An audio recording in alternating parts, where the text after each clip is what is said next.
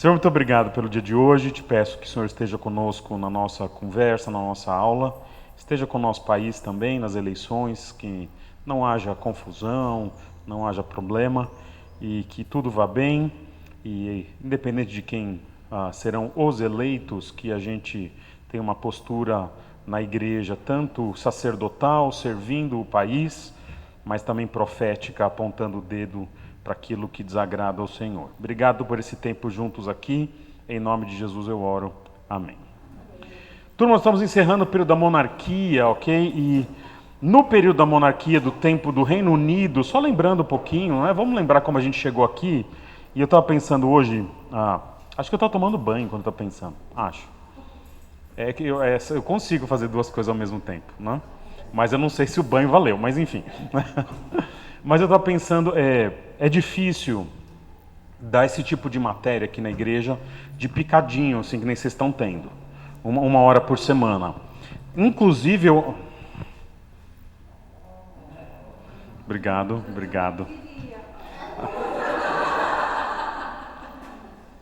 Ele vai trazer. Ó, mas não traz assim não, ó, tá? Não traz assim não. Eu vou lamber.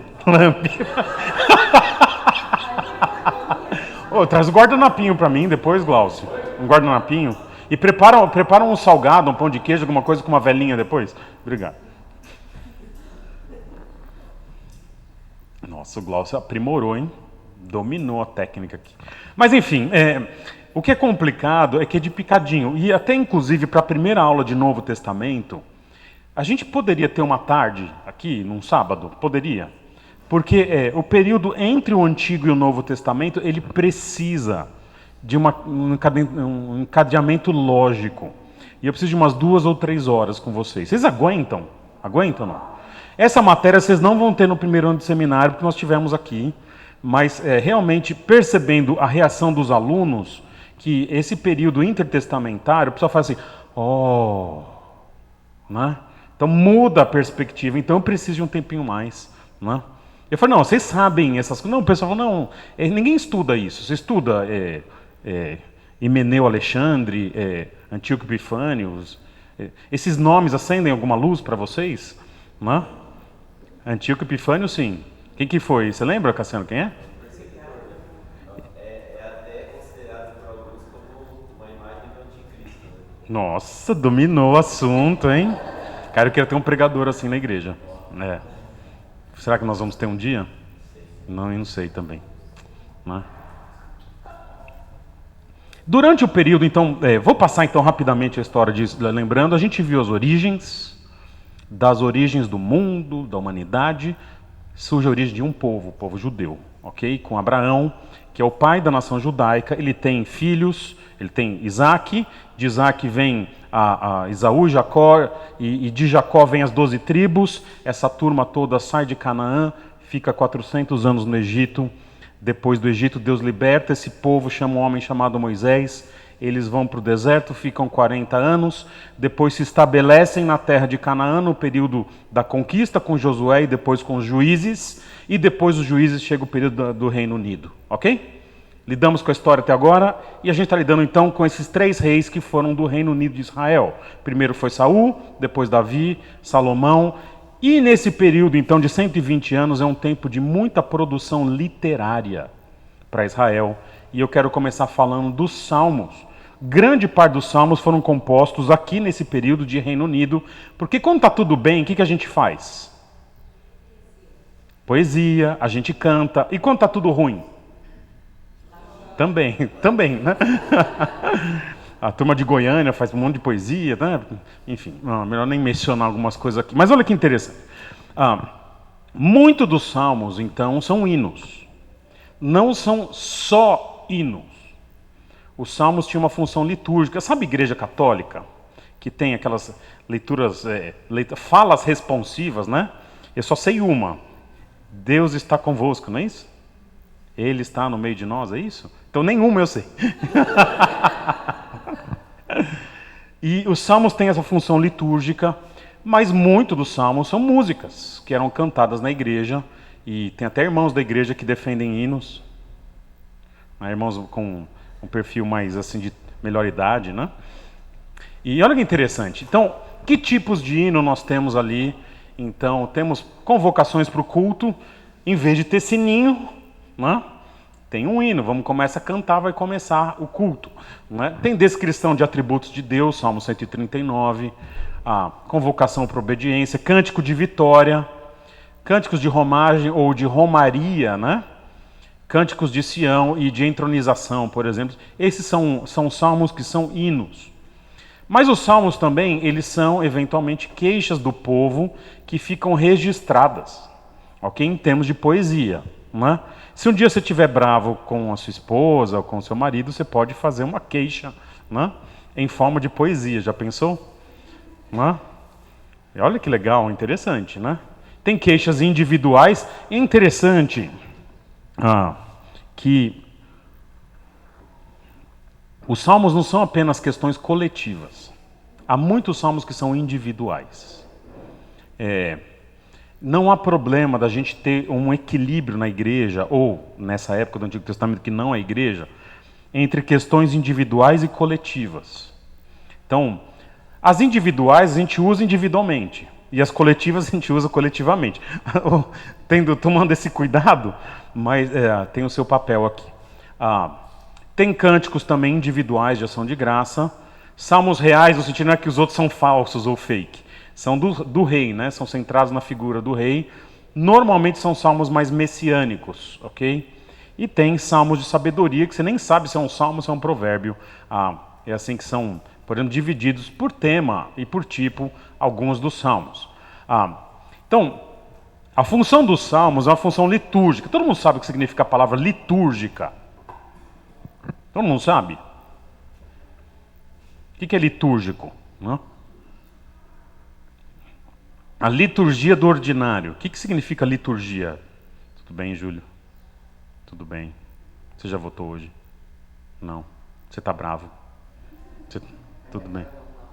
Ok. É o natural? Tudo bem? Tá tudo bem então? Você não vai mexer no púlpito? Não, então tá bom. Você sabe o que é litúrgico, Júlio, já que você está aí? Não sabe? Não, a origem da palavra é demais, né? Eu também não sei. A liturgia, ela tem que ver com partes de um culto, uma organização de um culto ou de um evento. Ok? Nós temos liturgia na nossa igreja? Temos. Informal. Qual que é a liturgia da nossa igreja? Descreve o culto da nossa igreja.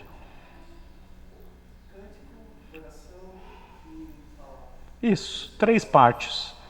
Não é? A gente canta, a gente ora e a gente ouve a palavra de Deus. Para chegar nisso, só um parêntese aqui, para chegar nessa forma tríplice, foram muitos anos.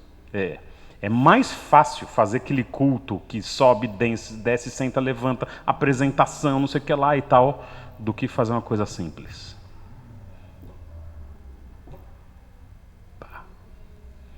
Mas é uma liturgia, ok?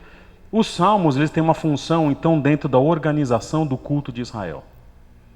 Então, eles têm uma organização, às vezes chama para o culto, às vezes para lembrar uma passagem importante. Então, não tem inário, tem igreja que tem inário, não é isso? Então, eles compram inário, às vezes... Já viram no HCC? Todo mundo já sabe o que é HCC, né? Inário para o culto cristão? Tem parte que é música e tem parte que é essas frases que a gente fala e repete. Já viram no HCC? É que os batistas de antigamente usavam. Falavam, olha, abra o HCC 29 e aí você fala uma coisa, a igreja responde. A igreja de vocês era assim, Cassiano? Não vi como antigamente, para mim até um ano atrás. Tem o culto do cantor cristão também. Ah, é? É um culto do mês. Então aí... Só a música do cantor cristão. Sei. Eu cresci no cantor cristão, eu me converti na igreja do cantor cristão. Aí esse culto é mais assim...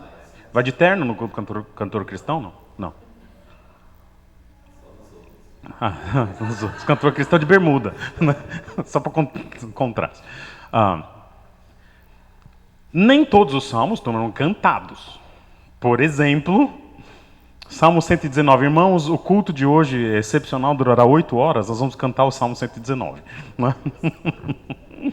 Salmo 119 é uma poesia, por exemplo, é um salmo, mas é uma poesia sobre a escritura, o valor da escritura.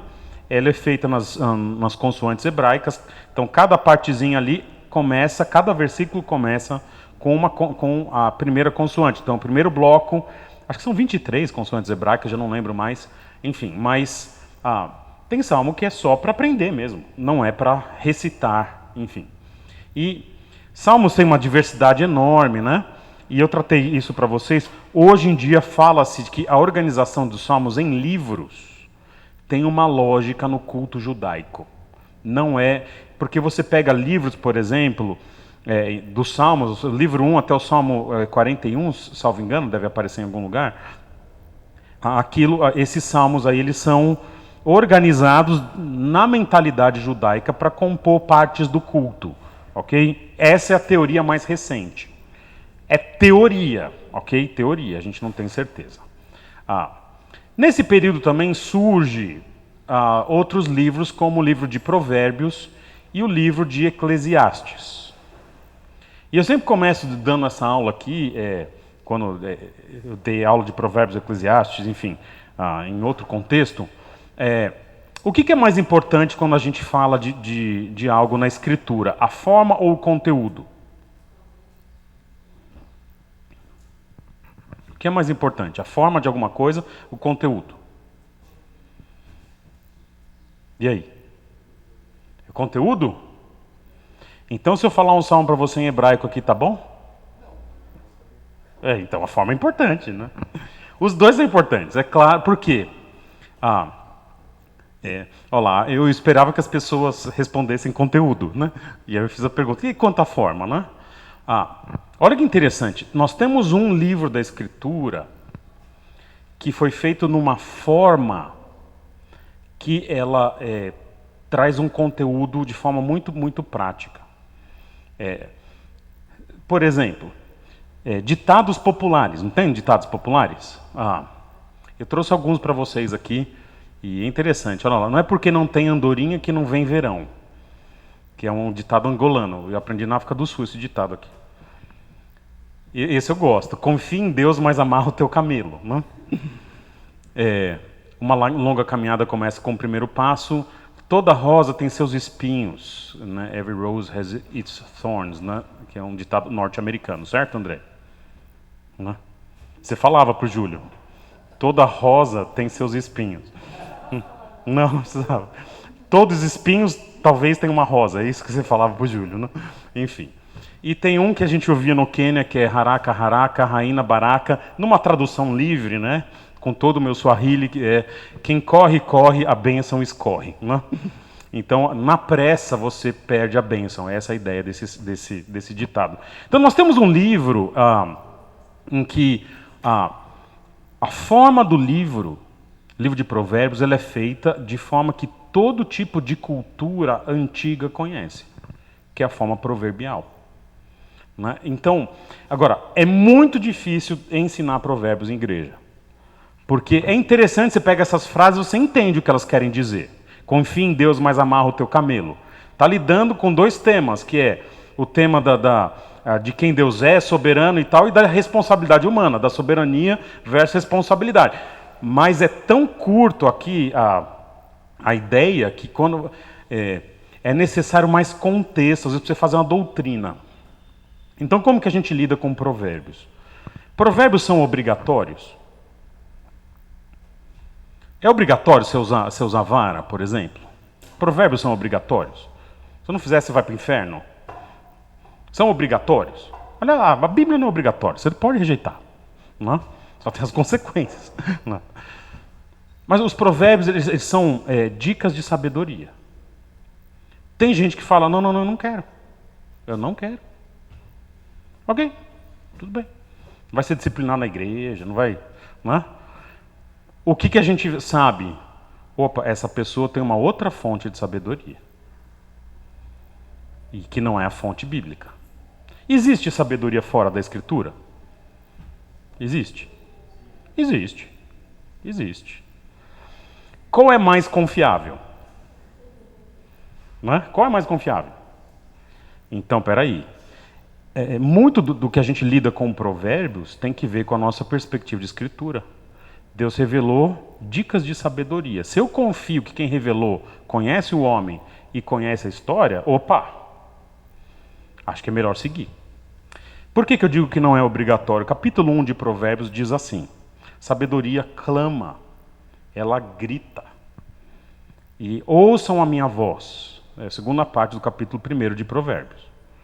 E ela diz assim: no entanto, se vocês não ouvirem minha voz, eu rirei da sua desgraça. O que ele está dizendo? Não precisa ouvir. Vai ter consequências. Aí você vê a sabedoria em cima do muro. Eu te disse. Né? Então é interessante que funciona assim muitas vezes a perspectiva bíblica de que os provérbios são muito fáceis de serem entendidos, mas são dicas de sabedoria de Deus. Se quiser ouvir ou não, problema de quem não ouve. Eclesiastes é um livro bem mais difícil, turma. Eu pensei, quando eu fui fazer trabalho de conclusão de curso, na época de PV, na época de Palavra da Vida, de fazer ou no livro de Jó ou em Eclesiastes. Eu desisti. Né? E também não faria hoje, não. Né? Eu entendo o livro de Eclesiastes de forma... uma das minhas dúvidas não resolvidas ainda do porquê que existe um livro chamado Eclesiastes na Bíblia, porque Eclesiastes só tem uma função. Ele precisa ser lido no todo. Eu tenho muita dificuldade de aplicar Eclesiastes na parte. Olha esse versículo que bonito, porque normalmente no versículo seguinte ele já desfala o que ele falou. Né? Então, tem o famoso, né? Comamos e bebamos porque amanhã morramos. Né? Comamos e bebamos porque amanhã morreremos. Né? Cara, esse é versículo bíblico. Tá aí. Você fala, rapaz. Então é isso que é a vida? E não é. A gente sabe que não pode ser. Então eu tenho que pegar o livro como um todo, como o livro de Jó. E tem que olhar muito bem quem está falando e por que está falando. Então é um livro que minha cabeça fica meio bugada com esse livro aí. Né? Diga. Eclesiastes, você não tem a sensação de que ele estava com depressão quando ele escreveu ele? É verdade, pode ser. Acho que sim. Você vê o sentimento dele é de alguém que estava sofrendo, assim, teve tudo, mas não conseguiu sentir nada em nada. É a música daquela banda irlandesa, como é o nome? U2, não é? Eu já participei disso, já participei daquilo, mas I still haven't found what I'm looking for. Mas eu ainda não encontrei o que eu estava procurando. Ele vai encontrar ainda, Salomão encontra no capítulo 12. Ufa! Mas esse sentimento de que eu vou aqui e eu estou bebendo água do mar, estou com sede, então é um livro duro. Tanto, teve vários pais da igreja e pessoas na história que tinham dúvidas quanto a Eclesiastes. Você levantou a mão, Júlio? Ok. A Eclesiastes foi, se a gente colocar como autor Salomão, o homem mais sábio que pediu sabedoria para Deus, o homem mais sábio do mundo, mas ele está olhando então a gente vai olhar de uma maneira abaixo do sol. E como que um cara sábio olha debaixo do sol? Não é sábio. Mas ele cita, Né? mas a gente vai tentar pensar como um filho. Algumas traduções falam o professor, né? Filósofo. Sim, o pensador, o Gabriel, né? E ele coloca tudo como num humanismo secular tentando resolver os dilemas da vida. Se você ler qualquer filósofo, vai chegar na mesma conclusão que Sim. Eclesiastes. E só que está na palavra de Deus, esse que é o problema. E se você usa uma parte dele, você perde o todo. Mas a gente entender que ele está olhando abaixo do sol e quando ele fala, cita Deus, existe a esperança, né? Porque a gente tem que usar toda a escritura, a escritura como um todo. Eclesiastes é uma boa lição de hermenêutica, de que você não pode usar partes desconectadas do todo. Né? Mas olha que interessante, mas é um tipo de literatura que deveria você poder usar partes. É interessante, e ele, enfim, ele tem essa liberdade de... É o tipo de literatura que você poderia usar partes, mas você precisa do todo no livro. Diga, Andréas. Ai, meu Deus. Diga.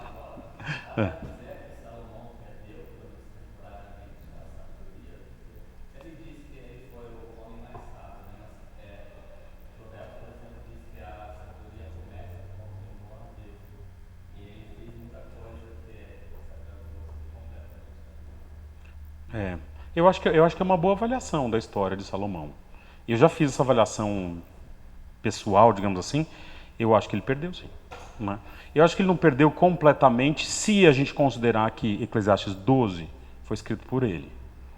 Então, ele tem momentos de lucidez na sua sabedoria. Mas ele perdeu sabedoria. Então, Salomão é um dos caras que... Cara, é difícil... Você vê que ele não é considerado no Novo Testamento, dentro do panteão de Hebreus 11 e tal. Salomão é um problema na teologia, né? Mas ele é um cara que aprontou bastante e perdeu sabedoria. Eu defenderia essa tese. Acho que é uma boa tese de mestrado e doutorado, Andrés. Deus te abençoe. Né?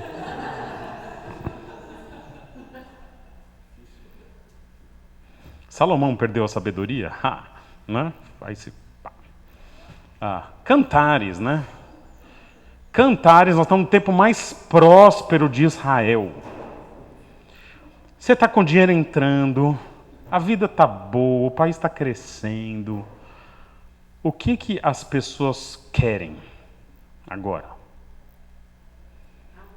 Obrigado, doutora Deise. Obrigado.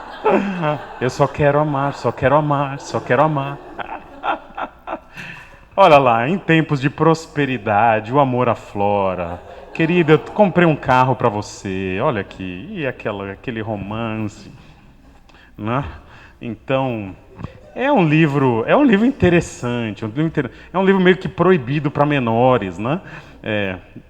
Não temos menores aqui, quase. Nenhum menor aqui hoje presente, né? Então, Felipe, não, também não. É isso aí, que bonito. Olha que coisa. Podemos ser honestos aqui, né? Turma, você pode pensar que Eclesiastes é uma relação entre Jesus e a igreja. Só não diga que você aprendeu isso comigo. Só não diga que foi que o Pedro falou isso. Você pensa o que você quiser, né? Porque a gente não acredita nisso. Quem acreditava nisso? Pessoas que tinham a ideia de que a Bíblia é muito espiritual e que o relacionamento conjugal, sexual, é uma coisa, não pode, né? Mas, olha, é um livro sobre casamento, com as suas coisas boas e as suas coisas ruins. Se foi Salomão que escreveu, que existe possibilidade de não ter sido ele, o Van Groningen, ele, que é um autor bem conservador, desconfia que não é Salomão, então... Pô, o camarada é um autor conservador, não é um liberal, né? Então pode ser que não seja, mas se foi Salomão, a gente sabe de uma coisa. Salomão entendia de casamento, né? Ele teve 700, né? Esse cara entende. Ele não entende como fazer um bom casamento, mas ele sabe muito. Então, E é um livro que fala da conquista. São dois jovens, ok? Dois jovens. Da intimidade física, tem briga, ela põe, ele sai, ele vai para fora, ela tranca a porta, né? E aí ele some, quer saber, eu vou andar no condomínio, eu vou não sei o que lá, né? E há o envolvimento da família, e tem briga, e tem irmão, e no meio, e aquela coisa toda. Então é um livro muito interessante, é um tipo de poesia amorosa, né? De 3.000 anos atrás, é muito interessante. Voltando para Eclesiastes aqui, então já conversamos um pouquinho, um certo pessimismo, né, tá meio deprê, enfim. E o filtro solar, ele tenta, eu apontei para o Mateus, aqui vocês viram, né? Ele tenta lidar com essa perspectiva que o Júlio trouxe de que precisamos olhar para cima do sol e aí, ou por cima, né, das nuvens, para interpretar o livro. E eu acho incrível que o Emílio ele consegue ser otimista usando Eclesiastes. Eu não tenho esse dom, né? Então, quando o Salomão vai falando Eclesiastes, eu falo, cara, é verdade, é verdade. Eu vou ficando deprê e enfim, né? Mas o Emílio consegue olhar de forma muito positiva para esse livro. E aí a gente termina, então, o período do Reino Unido. Alguém tem alguma dúvida? Quer fazer alguma pergunta, colocação? Não? Legal. Agora, então, surge o período dos dois reinos, que foi um dos períodos mais tristes de toda a história de Israel. Período longo, de mais de 400 anos, em que nós temos agora o que era um reino unido com as 12 tribos, ele vai se dividir em dois reinos. E eu quero trazer para vocês como então que isso aconteceu, só lembrando que nós já estamos chegando aqui, mais para o finzinho aqui da nossa parte. Então, Terminando os 2 reinos, a gente vai lidar com o período do cativeiro, com o retorno, e a gente termina o Antigo Testamento, ok? Perfeito? Como que surgem os 2 reinos? Então, quero ler para vocês o texto que está em algum lugar do Antigo Testamento, deve estar no slide ali, mas em 1 Reis alguma coisa, 11, 2, 3, é o 2 Reis, sei lá. Dá uma olhadinha aí para mim. Você está no modo apresentador? Ah, então tá bom. Então, tranquilo. Então, depois é algum texto da Escritura. Né? Confia em mim. Não? Eu sou péssimo de lembrar. Eu já fui bom de lembrar capítulo, versículo. Né? Posso falar? Posso ser honesto? É bom lembrar. É bom. Mas não é tudo. Porque tem muita gente que sabe capítulo e versículo de cor e erra a interpretação. Né? Então, o ideal seria saber os 2. Né? Mas é melhor saber interpretar. Não. 12. Eu falei 11, então é 12. 12. Os cariocas falam 12. Né? 1 Reis 12. Roboão foi a Siquém, onde todos os israelitas tinham se reunido para proclamá-lo rei. Roboão, quem que é? Filho do Salomão, né? Filhão do Salomão. Assim que Jeroboão é um daqueles caras levantados por Deus para atazanar a vida de Salomão. Tá? Então, não confunda Roboão com Jeroboão, são pessoas diferentes. Roboão é filho de Salomão, Jeroboão é inimigo de Salomão. Então, o Jeroboão estava no Egito fugindo do rei Salomão, soube disso e voltou de lá. Então, o inimigo de Salomão está no Egito fugindo de Salomão. Salomão morre, ele fala, ops, minha chance. E ele volta para Israel. E mandaram chamá-lo. Então, ele e toda a Assembleia de Israel foram ao encontro de Roboão e disseram. Então, está a Assembleia, toda a galera de Israel ali, e está o inimigo. E falam para Roboão, teu pai colocou sobre nós um jugo pesado, mas agora diminui o trabalho árduo e esse jugo pesado, e nós te serviremos. Seu pai, em termos de imposto de renda estava 58%. Né? Você pode, por favor, resolver isso? Roboão respondeu, voltem a mim daqui a 3 dias. Então o povo foi embora. Essa estratégia é boa. Voltem a mim daqui a 3 dias. Não? Vou pensar, não é? Disse Roboão. E o rei Roboão perguntou às autoridades que haviam servido seu pai, Salomão, durante a vida dele, como vocês me aconselham a responder a este povo? E eles responderam, se hoje fores um servo desse povo, olha aqui, se você for o que você foi chamado, rei não é para mandar, é para servir. E servi-lo, dando-lhe uma resposta favorável, eles sempre serão teus servos. O pessoal percebeu que o povo queria obedecer. Mas aí veio com tudo. Foi lá com os amiguinhos dele, os playboys ali e tal. Cara, todo mundo tem Ferrari lá do lugar e tal. E ele diz ali, olha o texto diz. Roboão, contudo, rejeitou o conselho que as autoridades de Israel lhe tinham dito e consultou os jovens que haviam crescido com ele e o estavam servindo. Tipo, o camarada estava comendo comida de restaurante bom, a vida inteira com carro novo, e aí, vou consultar essa turma aí. Né? Eles cresceram comigo, né? Não sabe o que é trabalhar, né? Não sabe o que é a vida do povo, pagar imposto, não sabe. Né? Perguntou-lhes, qual é o conselho de vocês? Como devemos responder a este povo que me diz, diminui o jugo que teu pai colocou sobre nós?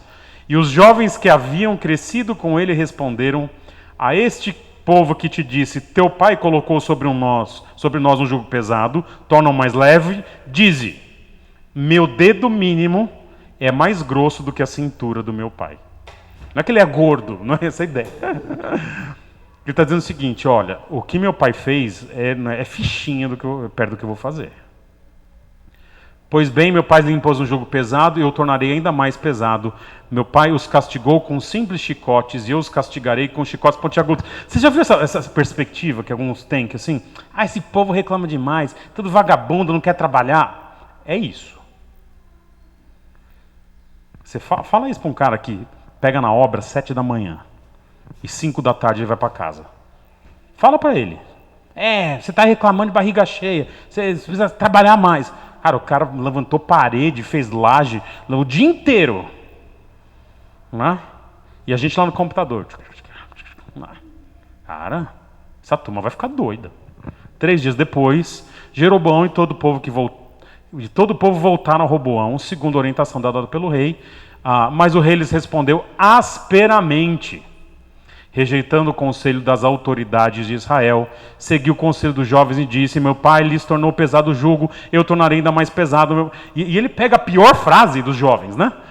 Meu pai os castigou com simples chicotes, eu castigarei com chicotes pontiagudos. E o rei não ouviu o povo, pois esta mudança nos acontecimentos vinha da parte do Senhor. É interessante a gente lidar aqui com soberania versus responsabilidade, não? Deus tinha estabelecido que ia perder o trono. Quem que fez perder o trono? Roboão. De quem é a culpa? Roboão. Mas quem tinha planejado? Isso é soberania de Deus versus responsabilidade humana. Deus usa quem nós somos. Não? E a responsabilidade... Eu digo o seguinte, se a gente vai para o céu, o mérito é de Deus. Se a gente vai para o inferno, a culpa é nossa. Por aí. Se alguém vai para o inferno, é culpa da pessoa que rejeitou a Deus. Se alguém vai para o céu, é mérito de Deus. É por aí. Isso é soberania. Agora, em teologia tem muita coisa para você discutir, né, nessas simples colocações aqui, né? Eleição, supralapsarianismo, infralapsarianismo, que eu sei que vocês já dominam, mas um dia a gente conversa, né? Ok? Mas enfim, para que se cumprisse a palavra do Senhor, que o Senhor havia falado a Jeroboão, filho de Nabate, por meio do silonita Aías. E quando todo Israel viu que o rei se recusava a ouvi-los, responderam ao rei: que temos em comum com Davi? Que temos em comum com o filho de Jessé? Para suas tendas, ó Israel, cuide da sua própria casa, ó Davi. E assim os israelitas foram para suas casas, quanto porém os israelitas que moravam na cidade de Judá, Roboão continuou como rei deles. Os caras falaram: quer saber? Para ter esse cara aqui, amigão, quem é você? Não tenho nada com sua família não, cuida aí da sua cidadezinha, a gente vai para casa. E vão caminhando centenas de quilômetros, cada um para sua casa. E aí surge então os dois reinos, quando o rei Roboão enviou Adonirão, chefe de trabalhos forçados. O jovem ainda quer falar: não, vou levar o cara que faz trabalho forçado lá. Mas todo Israel o apedrejou até a morte.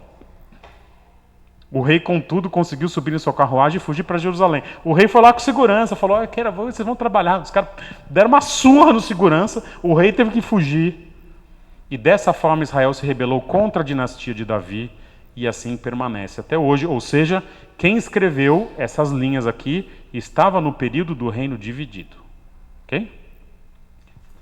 Então, Roboão fica com o reino do sul, as tribos de Judá e Benjamim. E Jeroboão fica com as outras 10 tribos. Essa é a história de como termina o Reino Unido de Israel. Ok? Então nós estamos em que período agora? De 930 a 585, período do Reino dividido. E eu preciso lembrar de trazer aquele negócio para apontar no monitor. Tá? Você me lembra de anotar isso? Enfim. A gente não tem mesa de sinuca na igreja, tá vendo? Senão é só pedir para o irmão buscar o taco lá, né? Ei, Glaucio, né? Então resolver isso. Tem máquina de café, mesa de ping-pong. A parquinho espera, mesa de sinuca. Agora não, tô brincando. Nossa, esse pastor não tem maturidade, né? Enfim. Olha esse período agora, então. É um período de muitos e muitos profetas surgindo aqui em Israel. E eu pergunto para vocês, por quê? O que faz um profeta? Dá bronca. Sobre o quê? Profeta, a gente pensa que o profeta lida com o quê? Com o futuro, não é isso que a gente pensa? Não, é uma profecia, não é? Não, senhor. Lida também. Mas normalmente ele lida até com o futuro a partir do quê? A partir do presente e do passado. A maioria das profecias é sobre o presente e o passado. A maioria. Tipo, 90%. Eventualmente, ao lidar com o presente, ele faz menção a um evento que está ocorrendo, mas que vai ter implicações futuras. Então vai ter um monte de profeta aqui, e vocês vão entender já aqui onde estão então os reinos, olha aqui. De amarelo, não tem nada político aqui, pelo amor de Deus, tá? Vote quem você quiser, no azul, no amarelo, não é? Talvez o amarelo aqui seja melhor. Tem alguém de amarelo hoje? Não sei, algum candidato? Não, né? Então, Reino do Sul fica Roboão com 2 tribos, e as 10 tribos nesse azulzão aí são as tribos do norte, ok? Então, o reino de Israel, então, ele é chamado eventualmente de Israel de Efraim, e o reino do sul é chamado de Judá. E é uma coisa que eu preciso me policiar aqui, acho que eu já falei para vocês, não sei se foi aqui que eu falei. A partir de agora, quando a gente vai falar judeus, é reino do sul. Israelitas, reino do norte. Só que eu falo isso, mas eu me engano às vezes, porque é muito parecido para a gente, né? Mas ali são os israelitas e os judeus. Judeus que vêm da tribo de Judá, ok? Quais são as fontes aqui que nós temos, de onde vêm as informações aqui? É 1 Reis 12, como eu tinha falado para vocês, até 2 Reis, e depois Crônicas e vários profetas que vocês vão ver aqui. São essas as fontes de informação que a gente vai ter. Quais são os profetas desse período e para qual lugar esses camaradas profetizaram? Olha lá. Profetas para Judá: Joel, Isaías, Miqueias, Sofonias, Jeremias e Abacuque, ok? Sendo que Jeremias ele vai ser do período do exílio babilônico também, ok? E para Israel nós temos 2. Amós, colhedor de sicômoros, isso. E Oséias, colhedor de... Não interessa. Não, Oséias não interessa. Não, Oséias é aquela história terrível do camarada que casa com uma mulher prostituta e ele perdoa, ela volta e volta para a prostituição, ele perdoa de novo, que é uma analogia não de Judá, uma analogia de Israel, reino do norte, que a gente vai lidar já já. 2 profetas contra Nínive. Onde fica Nínive hoje? Alguém sabe? Onde está a cidade de Nínive? Qual país de hoje? Não é a Síria, não. Iraque. Quando teve o Estado Islâmico dominando aquela região, eu vi uma reportagem na televisão sobre a cidade de Nínive. Hoje tem um outro nome ali. Jonas é aquele camarada, todo mundo conhece a história de Jonas. Ele prega contra Nínive e Nínive se arrepende, certo? E aí eles ficam por mais 100 anos. Quando Naum prega contra Nínive, ele diz que vai haver destruição completa e nunca mais haveria cidade lá. Você fala, mas Pedro, você viu a cidade lá no Fantástico, né? Mas olha que interessante, As ruínas de Nínive, onde era a Nínive antiga, não tem uma construção. Não tem nada. Só um muro com... Sabe coisa de arqueologia? Construíram em volta. Mas onde era, ninguém nem construiu lá, nem pode, por causa de lei e tudo mais. Interessante, né? Destruiu para valer, para valer. Nínive era uma cidade muito fofa. Você entrava lá, os ninivitas, né, o pessoal da Assíria, eles faziam uma montanha de caveiras. É bem heavy metal a cidade assim, né? Você entra, ali tinha uma montanha de crânios humanos. Então o camarada chegava da guerra e cada um despejava os crânios que ele trouxe da guerra. Olha que legal, né? Eles fizeram uma montanha, bonito assim. Imagino que a imagem e o cheiro da cidade deve ser fantástico, né? E tem um profeta contra Edom, que é o profeta Obadias. Então, colocando essa turma toda no mapa, é assim. Dá uma olhadinha. Nós temos, então, para o reino do sul, Joel, Isaías, Miqueias, Sofonias, Jeremias e Abacuque. Temos Obadias para Edom, Amós e Oséias para o reino do norte, e Jonas e Naum para o império assírio, que é o império que vai destruir depois o reino de Israel. Ok? Por que vocês acham que tem mais profeta para o sul do que para o norte? Por que tem mais profeta para o sul do que para o norte? Por que, Julião? Diga, Carla. Ok. Você está dizendo que o Israel do norte não ouviu?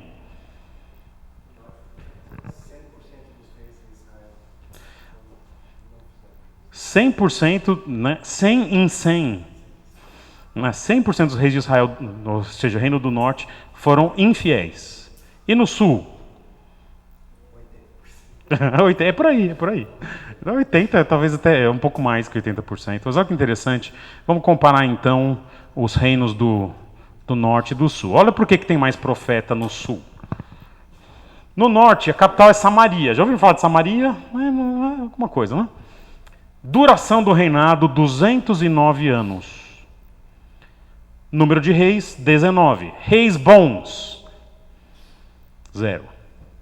Dinastias, ou seja, alguém vai lá, mata o rei antigo, seus filhos, seus netos, seus amigos, seu cachorro, mata tudo e aí vem uma nova dinastia, 9. Dinastias no Reino do Norte. O amarelinho, não, o azulzinho. Reino do Sul. Capital, Jerusalém, a cidade santa. Duração, 345 anos. Número de reis, 20. O que você vê? Ó, duração, 209, 345. O que você observa no Reino do Sul? Quase o mesmo número de reis, só que o dobro do tempo. A duração média de um reinado no Sul é muito maior do que no Norte. Certo? É quase o dobro. Então vai ser 209 dividido por 19 dá algo em torno de 10. 10 anos de média. 345 vai dar 15 anos de média, talvez 17 anos e meio de média. Essa é a realidade. Né? Faz a conta aí, vê se eu estou bom de conta. Número de reis bons no sul, 8. 40%. Você errou, 40%. E número de dinastias? 1. Qual é a dinastia do Reino do Sul? De Davi. Nunca deixou de ser de Davi. Né? Teve um breve período ali, se eu não me engano, mas como rei mesmo, nunca deixou de ser de Davi. Então eu marquei aqui quem são os reis de cada período e quem foi bom e quem não foi. Quem é bonzinho está em cinza, ok? E quem é malzinho não tem nada, né? Então olha lá, de Israel tem alguns aqui.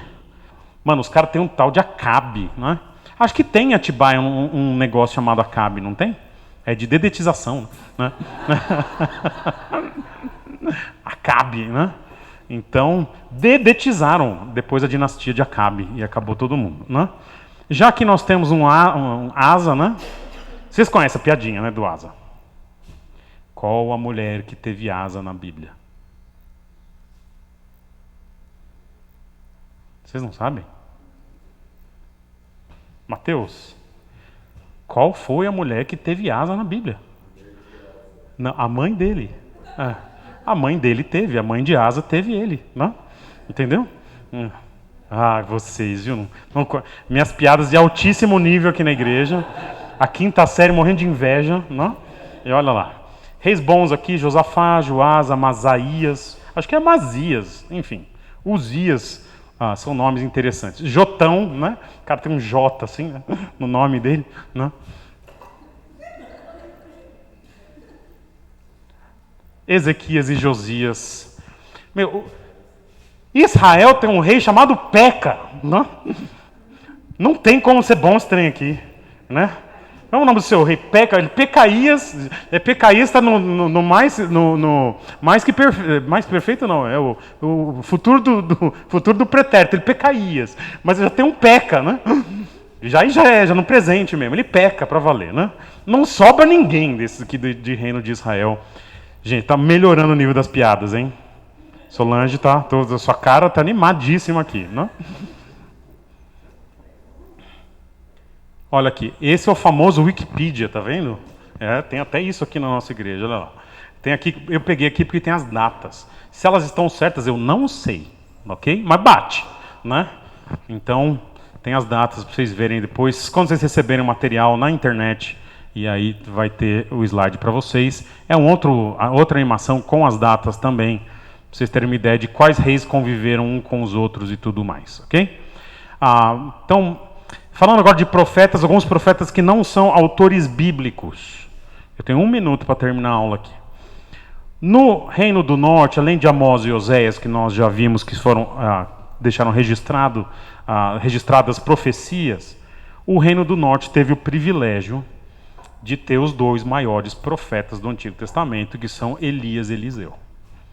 Eles não atuam no sul, eles atuam no norte, e eles atuam durante o período do nosso querido Acabe e Jezabel. Gente, nota 10, né? Vende a mãe, não entrega. É gente assim, só gente boa aqui. Elias e Eliseu, então, ele surge no pior período, o período mais idólatra do Reino do Norte. E no sul nós temos, então, o Obadias, que profetiza contra Edom, e temos esses outros aqui, Naum contra Nínive e tudo mais, ok? Falar dos milagres de Elias e Eliseu na semana que vem. Marca para nós esse slide aí, Mateus. Alguém tem uma dúvida? Bom intervalo para vocês. A gente vai cantar parabéns agora ali, tá bom? Valeu.